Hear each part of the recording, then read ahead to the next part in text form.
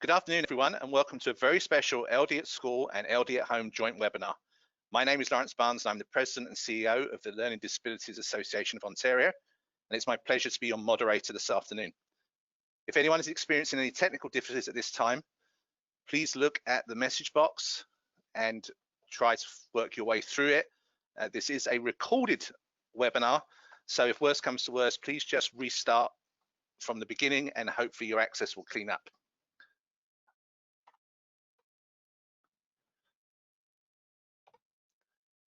In terms of the follow-up to this webinar, you will in due course in your email see the PowerPoint slides, a link to a survey to provide us your feedback, and a recording to allow you to review this webinar at any time. The surveys help us to formulate our future plans, so please give us your feedback. It's always very welcome.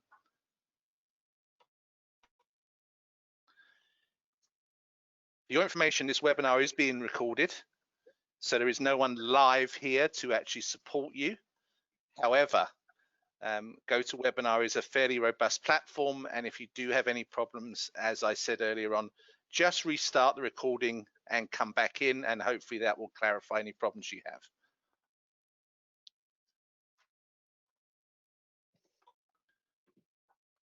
LDAO would like to thank the Ministry of Education for their support of this production.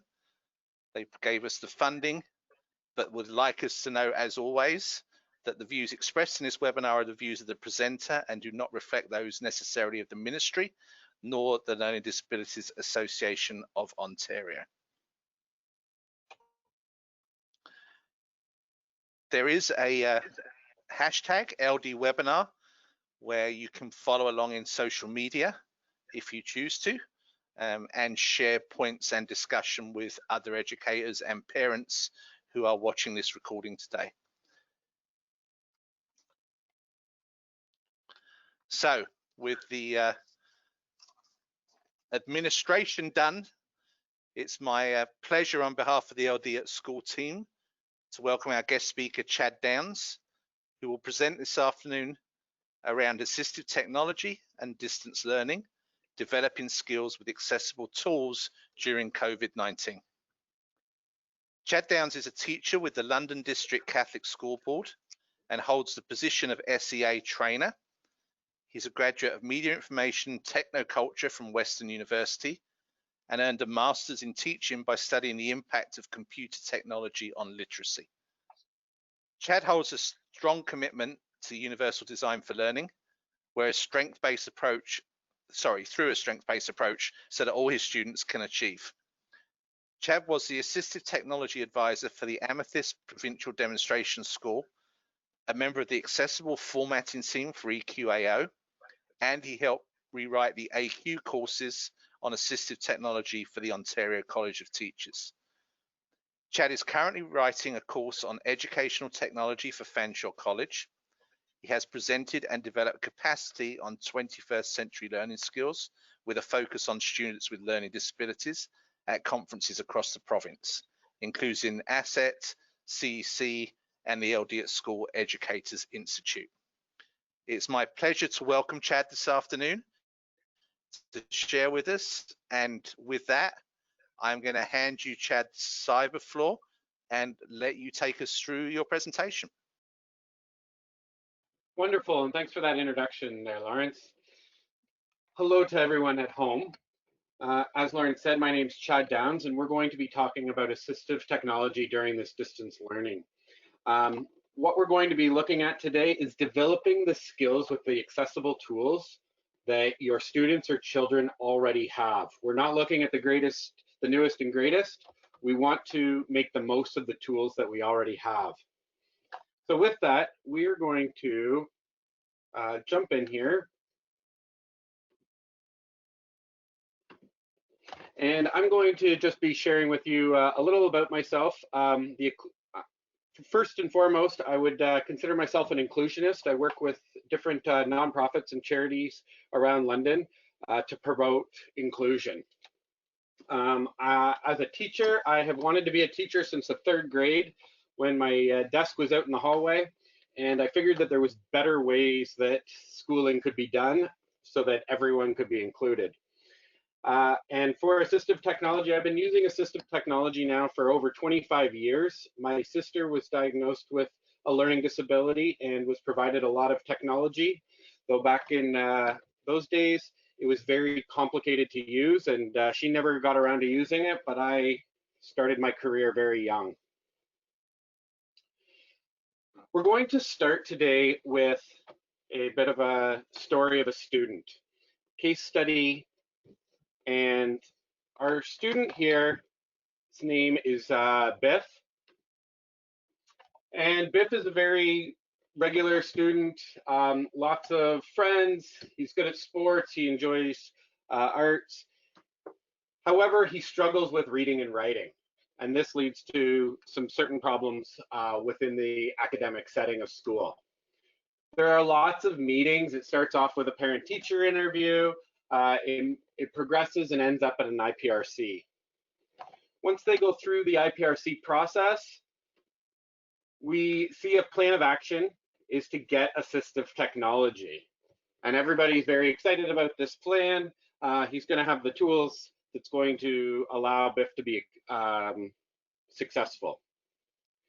He gets 3 hours of segregated training. So a trainer comes in and is able to offer training to Biff, and probably his teacher gets to come in for about an hour of that, see the tools, and hopefully get on their way. However, after a little bit of time, the novelty wears off. He doesn't have the right coaching, and because Biff's friends don't use it, he becomes resistant to use it. This is a very common problem when we see the use of technology around the province. And we refer to this as the abandonment rate. So students begin using technology and then they abandon it, and they abandon it for a variety of reasons. This particular statistic is of high interest to myself and other assistive technologists on how do we get students to continue to use these tools. So that's what today is going to be about. We have extra time at home through this time of COVID, and we want to make sure that everyone has the tools that they need and are able to use them. So with today's agenda, we're going to be looking at learning the tool. We're going to talk about some habit-forming timelines.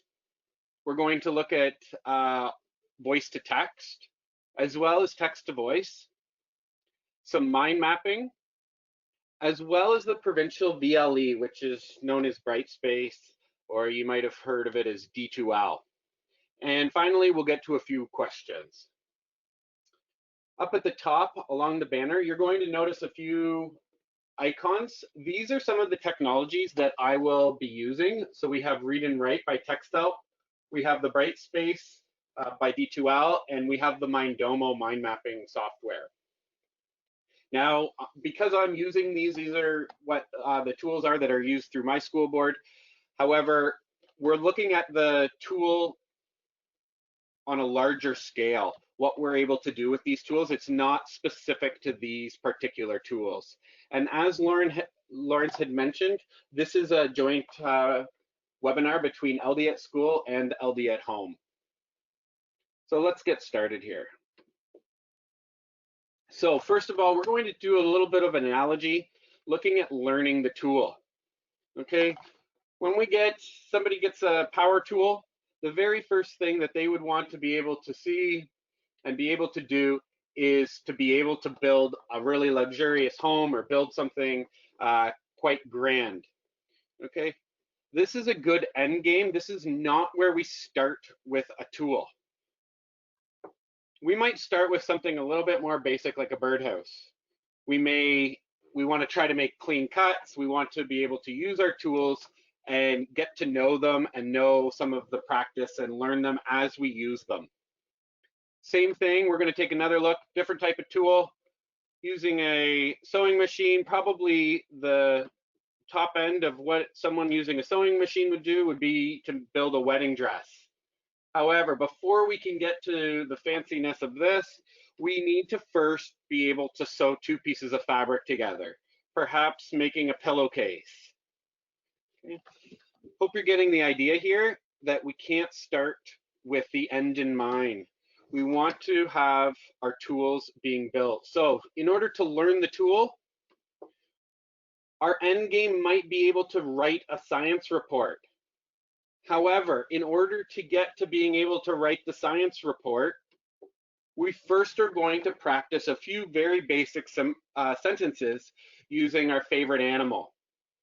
Okay, something very basic. It allows us to practice. Okay, very important that we do not just hand the student the tool and then expect them to produce the very high end. We need opportunities to practice these tools. And with all this time at home through our COVID isolation, there is no better time than to be practicing these tools than now. So we're going to talk about some habit forming practices. The external training will never be adequate all on its own. Okay, so when we have a trainer, such as myself or in different school boards, somebody comes in and works with a child and your students, the training that's offered is not sufficient all on its own.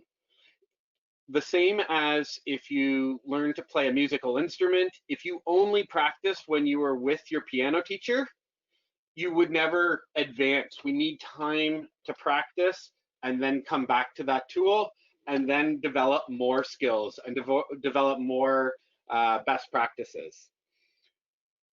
So when we take a look at this, on average, it takes more than 2 months before a new behavior becomes automatic. Okay, it's 66 days to be exact, according to the science that is up at the bottom here. And how long it takes a new habit to form can vary widely depending on the behavior, the person, and the circumstances.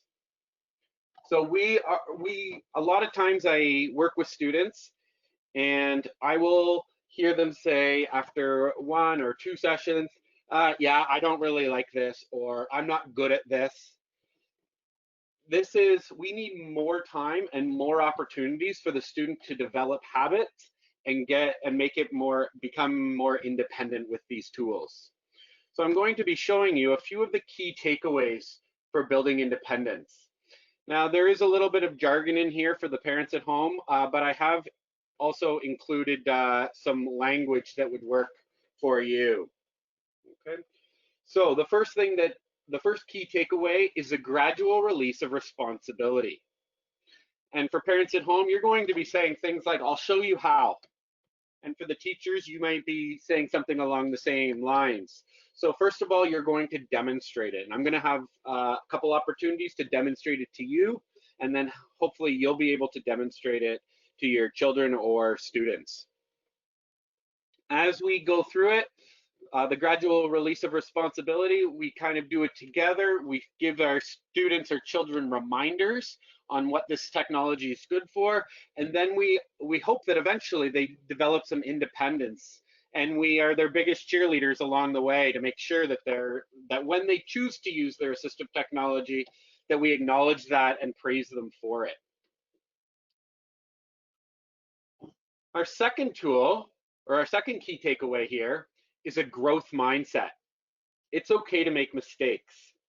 Okay, I've been using assistive technology, as I'd mentioned, for about 25 years. I have made lots of mistakes along the way, and that's why I have become so good at using it.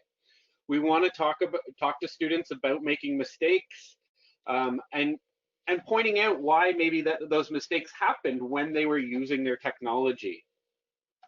So if they're not speaking in full sentences, for example, okay, let's try that again. The one that always gets me when using voice to text is a lot of students, the first time they put on the headset, they want to talk like a leprechaun. And I always just allow them to do it. And then I say, okay, did that work very well? No. Well, let's try it another way and you'll see how much better it can work. Our final takeaway from here is building on prior knowledge. Okay, what do you already know? So we want to focus on, when we're building capacity with our students and with our children, we want to allow them to use areas of high interest. What are things that they know about? Do they know their favorite song? Maybe they can just dictate the lyrics to that. Okay. The other thing is with these technologies nowadays, there are a lot of transferable skills. So when I talk about transferable skills, many people have a Google Home in the house, or they have Alexa. That is a good example of voice to text, where it's voice recognition software, and they are able to build on those skills that they need to use clear language. So these are some of the key takeaways that we're going to ensure that students are able to do over time. Now we're going to talk about using areas of interest. So when we do this, one of the most common, or a couple of the common ones that I have, are students, oftentimes when I ask them to pick something that they really like, they talk about tacos or unicorns.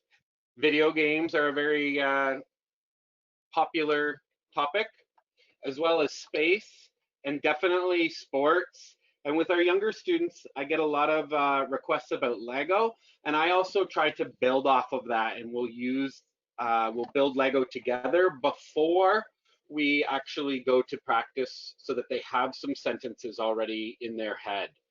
One like tacos is a really good one because it allows them to say first, next, then, first, put the ground beef at the bottom of the taco shell. Next, add the vegetables. Finally, add the cheese.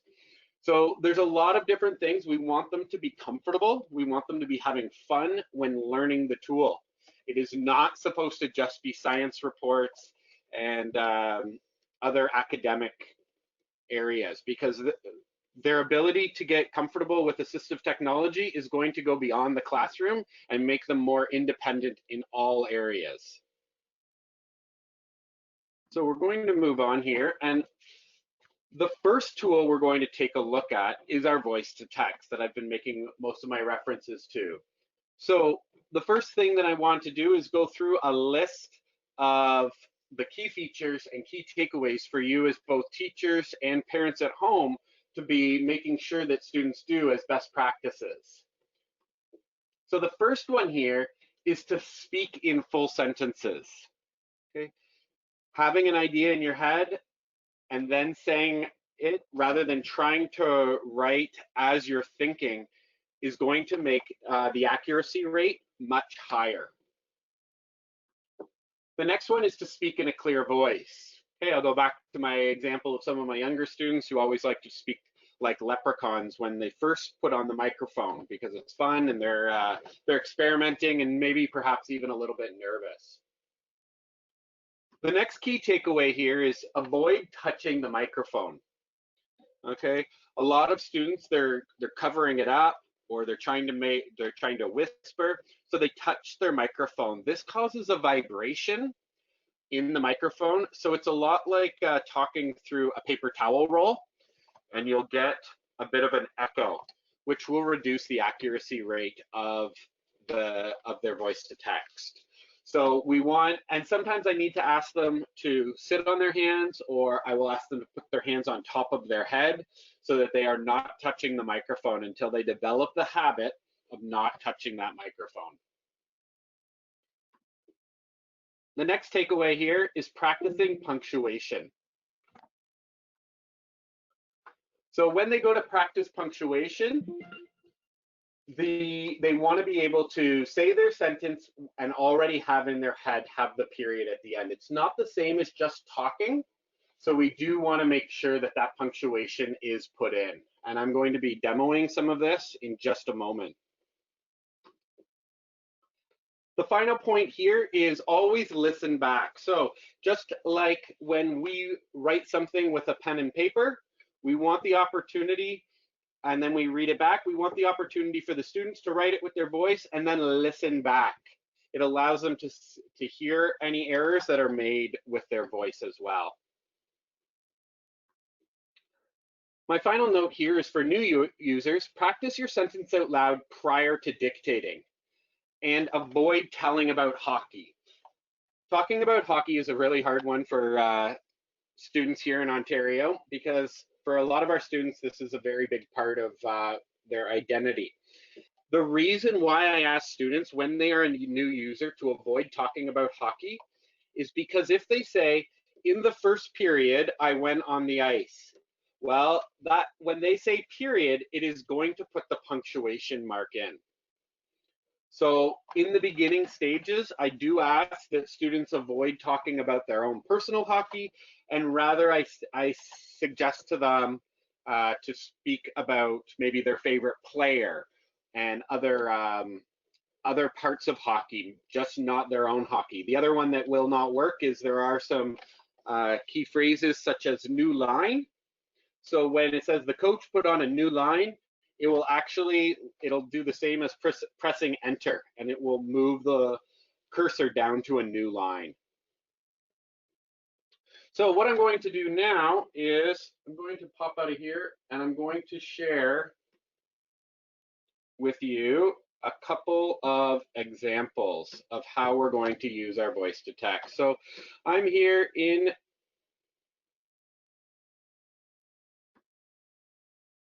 my Google Docs here, and I'll just up the size here a little bit for you. And I am using the read and write toolbar that you'll see dangling right here, but in order to use this, we actually also have the tool for everyone using Google Docs. It does come under voice typing right here. I'm going to practice a couple sentences here with you.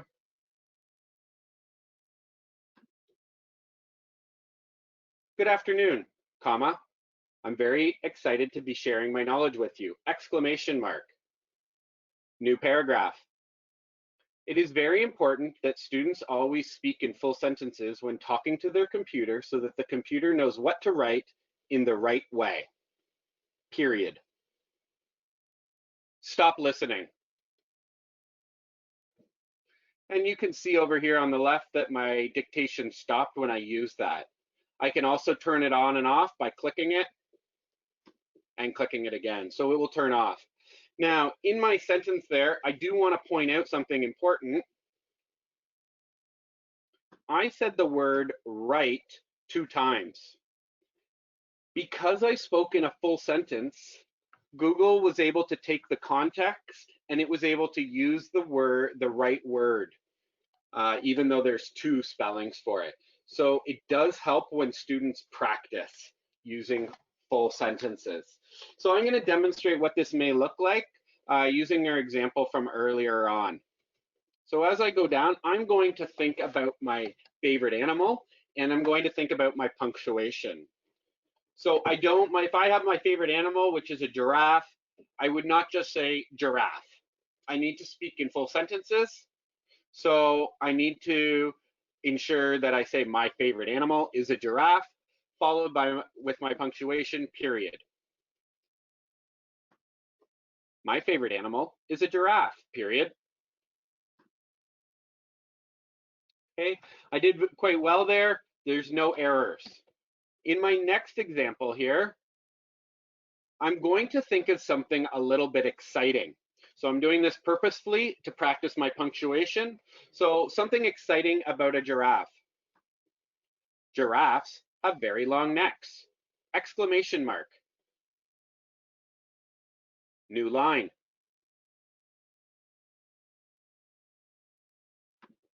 All right, and I did make an error. I'm not going to get too upset about that. I'll just backspace it out. I could try again, or I'll just hit enter. It's part of that growth mindset is not getting too upset. We're not doing anything here other than practicing using our voice. Next, I'm going to be asking a question about my giraffe so that I can practice some more of my punctuation. Do giraffes get more sore throats? Question mark. Okay, so as you can see, when I speak in a full sentence, I get better accuracy with my technology, and I want to make sure that my voice to text is putting in my punctuation so that we don't have these really long run-on sentences. Now we're going to pop back to our presentation.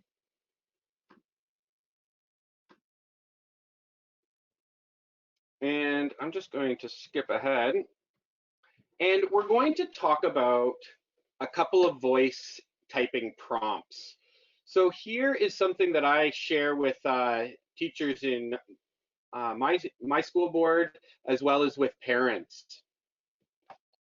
So you need to learn the tool before applying to your schoolwork based on personal areas of interest. So if somebody really is very musical, I would recommend dictating your favorite song lyrics. So I do this for the students with the Fresh Prince of Bel-Air.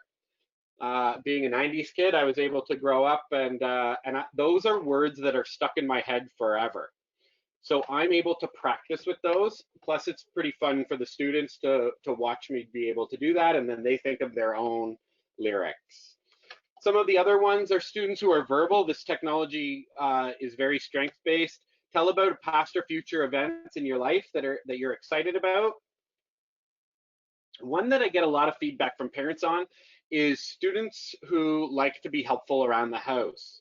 Okay, especially because they've had challenges with reading and writing.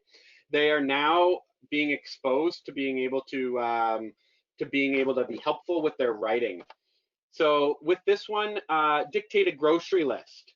So this is a good practice for them to be using some of their commands. So we would have bananas, new line. Oreo cookies, new line. Roast beef, new line. And they would be able to be putting these things in and being able to help out.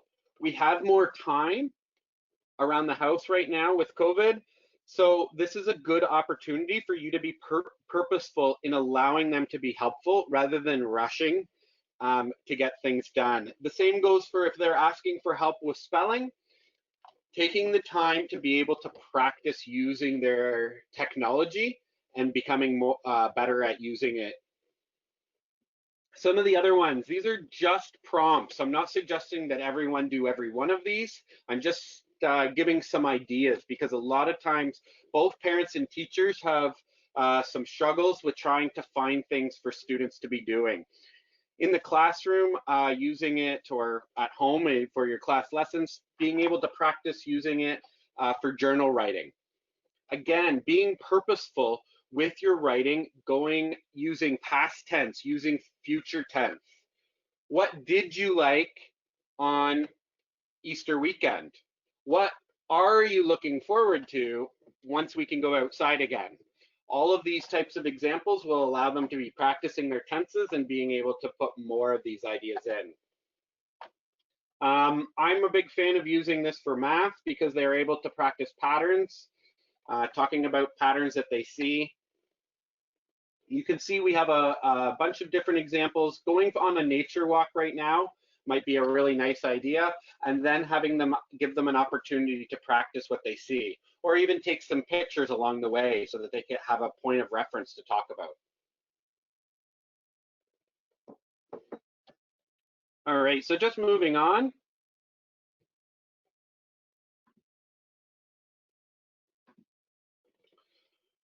We are going to get into text to voice. So with text to voice, I do have a couple of tools here. Key takeaways for you. Choose an appropriate voice. So a lot of times students are hung up on their voice that they have, and it's important that you have a voice that the student has had an opportunity to choose themselves. A lot of times students feel more comfortable with a voice of the same gender as them. It just seems to be a preference that I've picked up on. The next piece that I've got coming up is adjusting your speaking speed to 150 words per minute. So 150 words per minute is our average conversation speed. So in order to have some information put into our heads, we want to make sure that the wording for the students is not coming out too fast or too slow. Now, when I say adjust the speed, this is for like 50 percentile on our on a bell curve. But what I'm really getting at is if you have some auditory processing, you may want to reduce that below 150 words to adjust for that for the student. Next up, we're going to set to continuous read. We want this to read on. We don't want to have to click it for every word or every sentence. So I'm going to be demonstrating in Read and Write for Google Chrome on how we can choose all of these different voices and the continuous speed. Finally, I'm going to talk about new users. We want to practice with familiar text. So something that the student already knows about so that they can already have assumptions moving forward. We do not want to start with a physics page. We want to be able to start with a text that they are familiar with. Okay, so again, I'm going to exit out of here and I'm going to pull up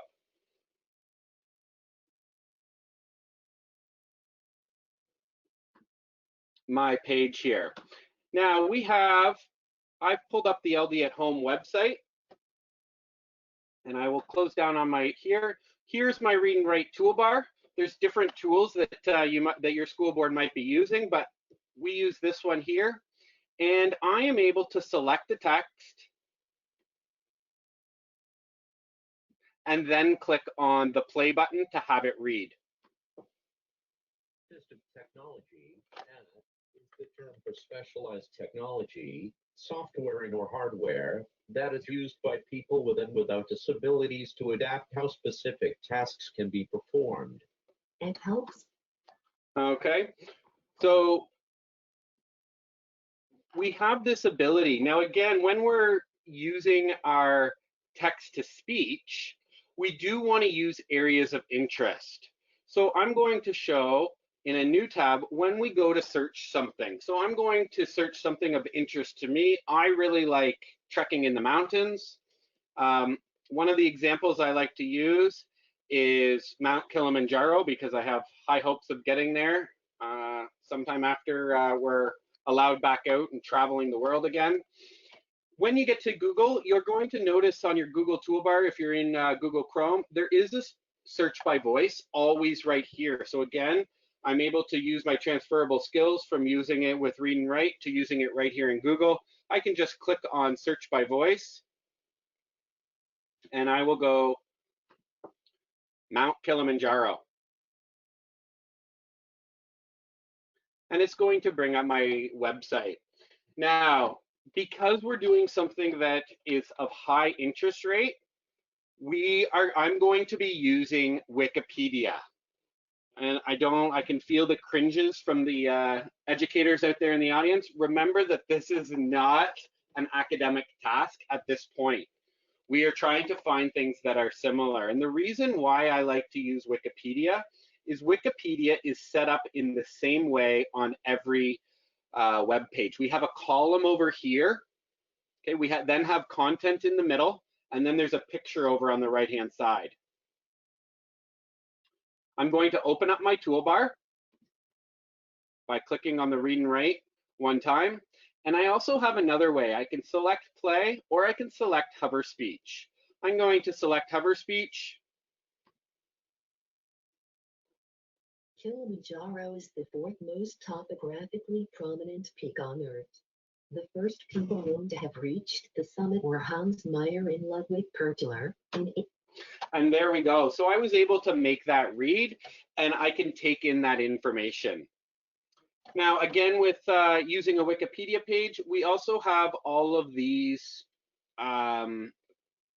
words that are in blue, which can be distracting to struggling readers or even emerging readers. So one of the nice features that is also built in here for our text-to-speech is a simplify page tool. And that's going to take the content from this middle section and get rid of our side columns and our pictures. So I'm going to click on simplify page.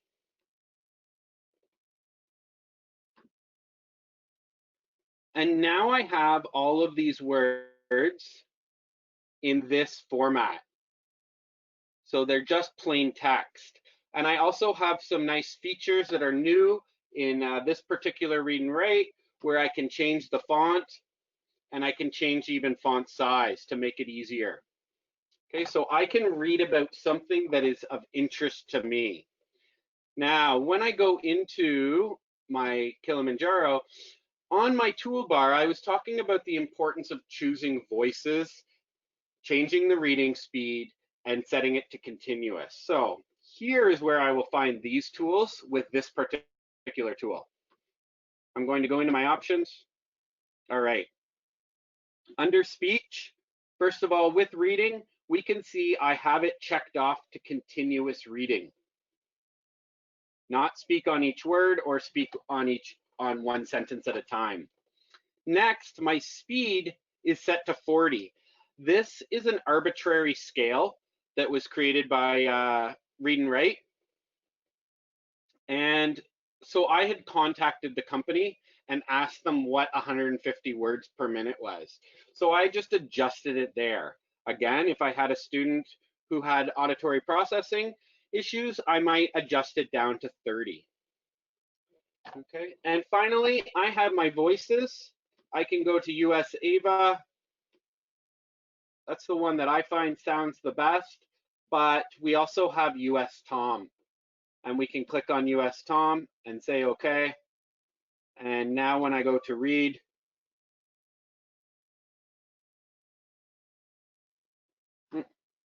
I'll just select some text.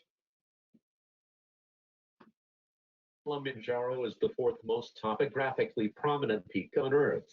The first people known to have reached the summit were Hans Meyer and Ludwig Pertler in 1889. So you can see how well this is able to work. I'm going to go back to our presentation now. So the next tool to be examined is mind mapping. A mind map is an easy way to brainstorm thoughts without worrying about order and structure. It allows users to visually structure ideas to help them with both analysis as well as recall. As you can see from this, a mind map is a diagram for representing tasks, words, concepts, or ideas linked and arranged around a central subject, using a graphical layout, allowing the user to build an intuitive framework. A mind map can turn a long list of boring information into colorful, memorable, and highly organized visual so that work in line with your brain's natural way of doing things. Mind maps help with both expressing and consumption of information by lowering the cognitive load required for reading and writing. So this is one piece. Now I'm going to go on and I'm going to show you some of the key takeaways for mind mapping. So the first one is to start in the center of a blank page, because starting in the center gives your brain freedom to spread out in all directions and to express itself more freely and naturally. Secondly, use an image or picture for your central idea.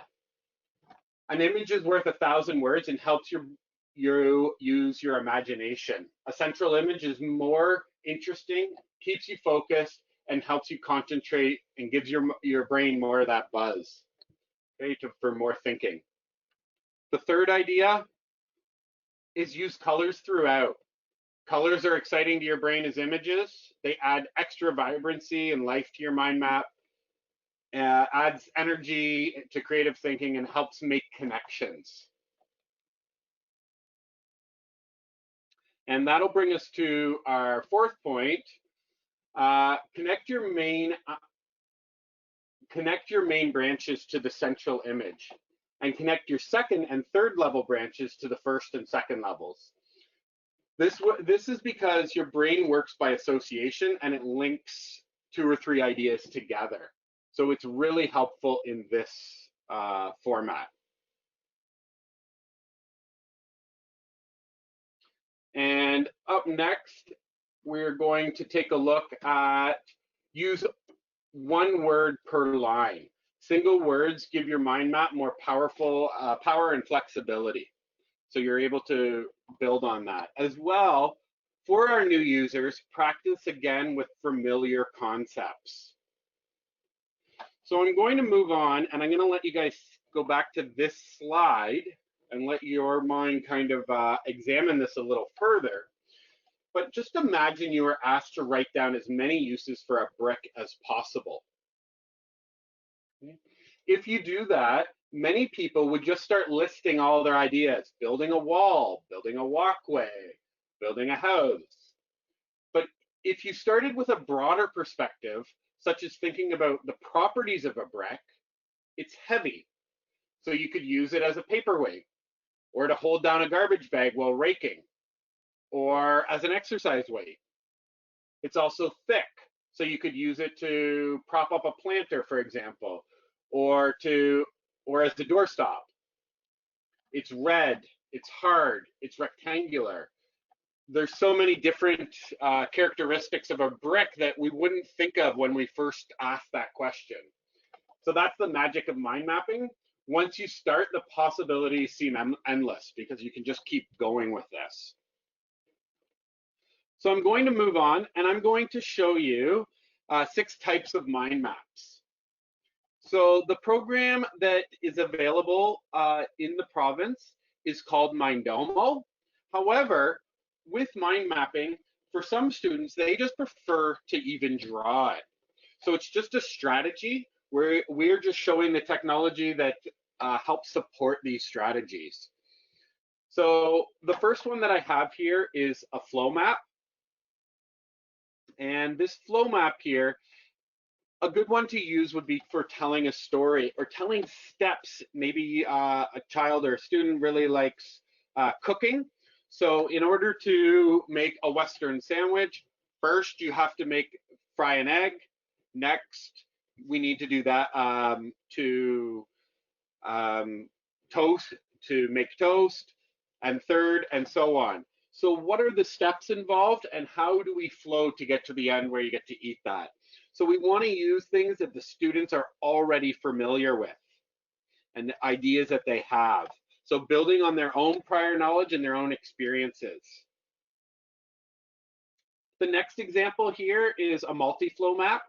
The one that the kids get the most kick out of is, here is the central idea in the yellow. And I would use, for example, bad breath. So with bad breath, what are the causes of bad breath? We could say onions, we could say garlic, and so on. So what are the causes? They come in, that causes the bad breath, and then what do we do about it? So we might brush our teeth, we might eat a mint, we might stay away from other people for the afternoon, something like that. So these are some of the ideas. And having fun with it. The students always get a good giggle when I talk about it using bad breath. The next one that we have over here is our tree map. Clearly, the most common way of doing this is a family tree. Students, oftentimes, they love to share about their own families with me. They like to build this out, and it helps them organize things. And then we can do things in the classroom or in a school. So this is your classroom, and we can develop their skills moving on with each idea. Circle maps, we might talk about a favorite genre. So maybe poetry would be at the center here in the yellow. And then we would have all the different other ideas around the outside. So maybe we would have Shel Silverstein, we would have acrostic poems, and students can build out all of their knowledge that they have already about poetry within a circle map. The next one over, the next two over really, are bubble maps, and these are really good for making connections to a central idea, such as in a story. So if I went with bubble map and I went with the movie Shrek, I would have Shrek at the center, and around the outside, who are the other characters, or what are his characteristics going around the outside. A double bubble map is a little bit more complicated, but still we would have maybe two characters. So we would have Shrek and Fiona, and then we might have Donkey and Puss in Boots. Whatever it is that your student or child is really drawn to are the ideas that we want to be able to put in while they're learning the tool. And in order to learn the tool, the end goal is for them to be able to use it for new ideas, for making connections and building out and analyzing things in science and in geography and social studies. So we do want to make sure. So this is what we're going to talk about around Mindomo. Now our next one is our D2L's Brightspace and Ontario's LMS. So there is a lot of terminology here that a lot of people have been struggling with. So I do want to touch on these a little bit. So the VLE is D2L. D2L is desire to learn, and it is Brightspace. These are all the same thing. So when you hear VLE, D2L, Brightspace, we're talking about the same thing. Another common VLE, so a virtual learning environment, is Google Classroom, and some boards have it. However, the Ontario Ministry of Education has purchased Brightspace in a multi-year contract for all the school boards in Ontario. So going over a little bit of these acronyms, LMS is our learning management system, so it's like an online classroom. The VLE is a virtual learning environment. They mean the same thing. D2L is the company. It's the desire to learn. So the last thing I'm going to do is I am going to be showing you a quick little idea of what you're able to do inside of Brightspace's learning platform. So again, I'm going to escape out of here, and I have an assignment set up here, okay, for students. So if I go in here to my class list, I can mimic a student.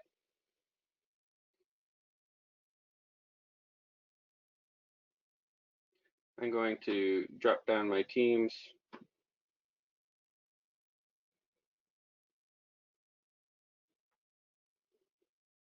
And now that I'm impersonating a student, I can come in and I can take a look at some of our examples that we would have. So if I went in to a description here and I went to click on the Assistive Technology,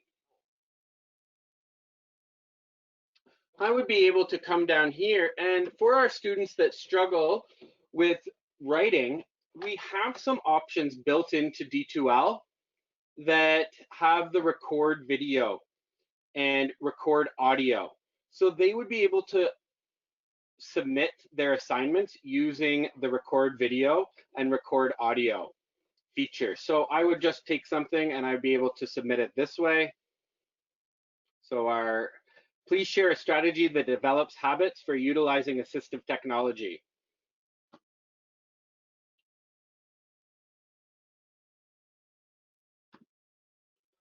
One of the strategies that I think is best for utilizing technology is practicing with areas of interest.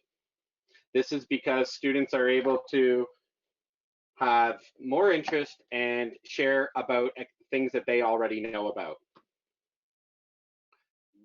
And now I'll be able to add that in, and I would give it a title.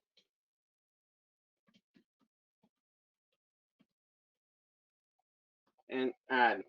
So, and now you can see that it's added here. So one of the things that's very important is advocating both by for teachers and by parents, but that the IEP goals are still necessary for these students. And we have been forced into this time of online learning and distance learning. So it's really important that we are thinking of our students who have some challenges and how can we best accommodate them in this time. So making sure that we talk about some of the strategies. Everything is not 100% perfect in here, but we do want to make sure that we're following those IEPs and what the accommodations say. So having both students and parents and educators working together collaboratively. So Lawrence, I'm going to turn it back over to you for our question time. Thank you so much, Chad, for sharing your knowledge and expertise. And as always, what shines through is your passion to get these tools into the hands of students and help them really reach for their full potential. I'm sure everyone's better equipped than they were an hour ago. I know I certainly am, and may use some of that mind mapping stuff in my own life. I think I could do with some of that. So let's move on to Q&A, folks. From our invited panel, Chad, the first question is this. Amy asks, I have a student who's had some success with voice to text, but he is reluctant to use it in a classroom environment because it makes him feel different. How can we as educators help students feel more comfortable using this technology? And I guess that also, Chad, to add a little bit to that, how do we use this learn at home environment we're currently in to lead us into more success in a classroom in the future, which we will return to, and this will still be living on the internet, so this may be a distant memory by the time some people are getting this answer. Absolutely. Thanks, Lawrence, and thanks, Amy, for that question. So to answer Lawrence's part of the question first, is that during this time there's a less of an expectation for academic work. So there's an opportunity to be building on these tools, which was the idea of this webinar. So we want to be able to give the students some tasks, such as journal writing or areas of interest, telling what they do on a daily routine, or dictating some other processes that they would be able to share, but it needs to be areas that they are already comfortable with. So telling stories of books that they have already read. We want to build confidence with the tools so that when they return to the classroom, that they have the necessary tools and they've developed those habits with using these tools. So talking back about in the classroom, the key to Amy's question here was that it makes him feel different. So it sounds like the student is not interested in using it around their peers. And this is a big piece in I mentioned earlier about an abandonment rate and about students who stop using the technology because they're around their peers.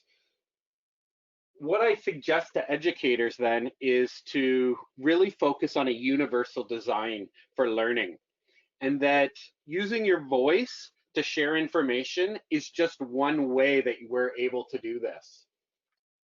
What's really nice about this is when I come into a classroom to show these tools, oftentimes I ask students to put up their hands, who likes writing with a pen or pencil?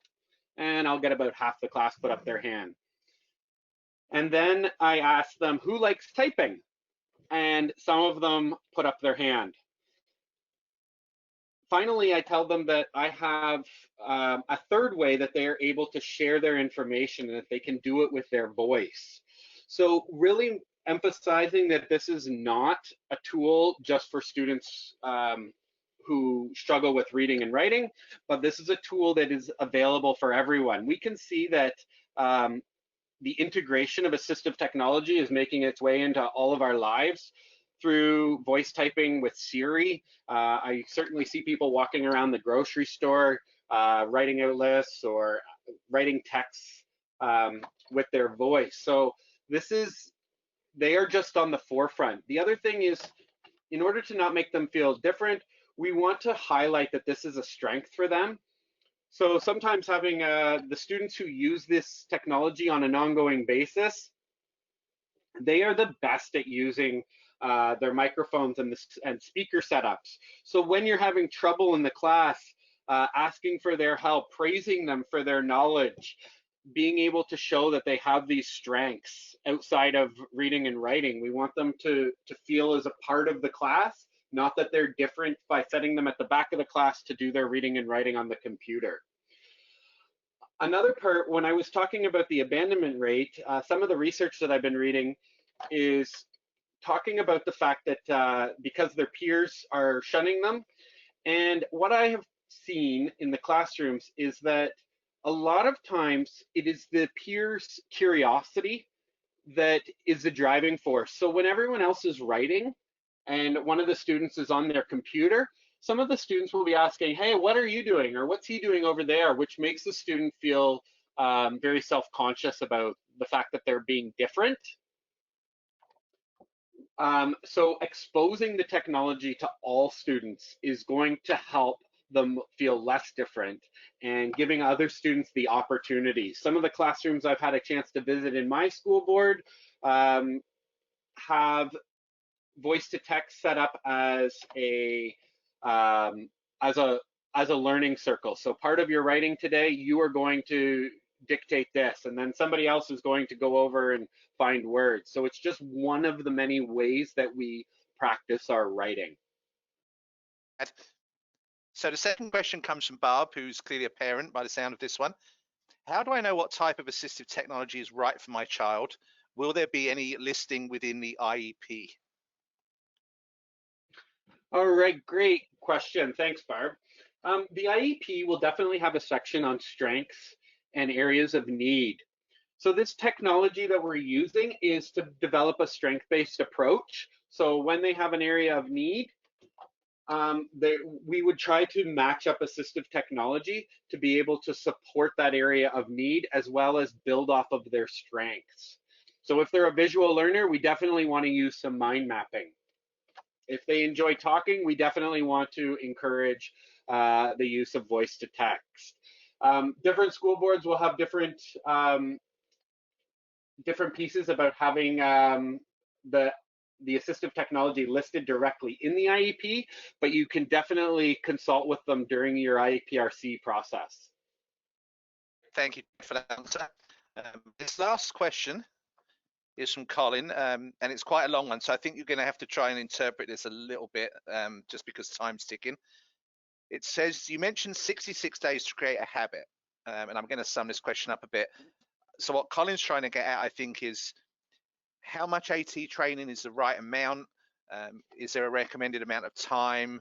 How do I make sure my child is building his skills without overloading them? So I think it's a question of, what would you recommend for a parent in this learn at home? Is it 15, 20 minutes a day? Is it an hour every other day? Like, what are the sort of boundaries that will produce effectively the habits we're looking for and not overload or destroy the student? This is a great question. Thanks for asking it, Colin. When we're talking about building habits, absolutely daily use is going to be a key, because we're trying to instill in them that this is a tool that they can go to on the regular amount. Now, there's not really a right amount of time, so it's going to be a little challenging to answer this question in full, but what we really want to focus on is, daily use, choosing areas of interest to the students. So it might be something as simple as, hey, can you help me out? And handing your child a cell phone or having them log onto the computer to write out a list for you. And that could be the practice for the day. Or rather than if they ask you how to spell something, remind them, and this is part of that gradual release of responsibility, remind them that they have tools that they can be independent with.